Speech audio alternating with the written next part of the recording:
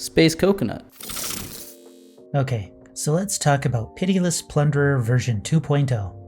Mahadi Emporium Master is a 1 black-red 3/3 legendary creature cat devil that says at the beginning of your end step create a treasure token for each creature that died this turn. Pitiless Plunderer says whenever another creature you control dies, create a treasure token.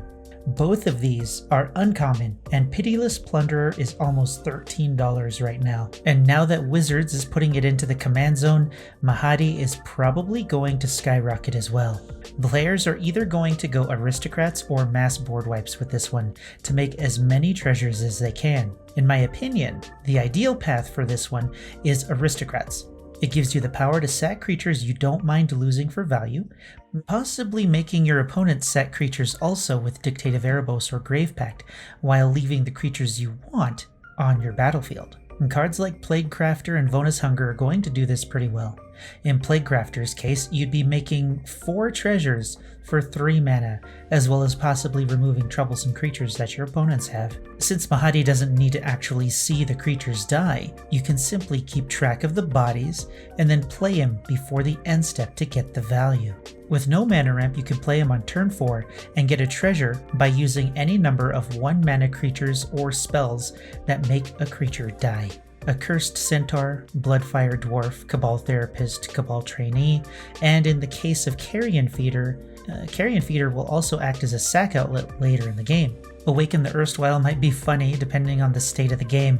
Getting rid of their hands and filling their battlefield with creatures that can easily be taken out with a cheap board wipe could be profitable as well. Depending on how the match goes, Living Death might be another really strong trigger for Mahadi, while at the same time getting you many of your lost creatures back that could also feed more sacrifice shenanigans in that turn.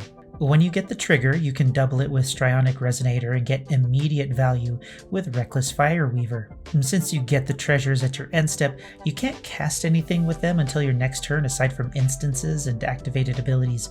But with cards like Girapur, Aether Grid, and Marionette Master, you can get immediate value from them as well as a powerful deterrent should your opponents want to seek revenge for wiping their boards out.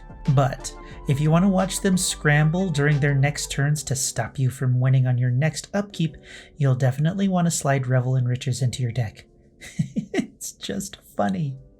If Pitiless Plunderer is any indication, Mahadi Emporium Master isn't going to be cheap after this set is finished being released. Get your copies as cheaply as you can and hold on to them. I'm probably going to be doing just that. Let me know what you think of Mahadi Emporium Master in the comments below and anything else I might have missed, any synergies or combos or anything you might think of. But in the meantime, like the video if you liked the video, dislike it if you disliked it, and until next time, I'm Space Coconut, and you're welcome.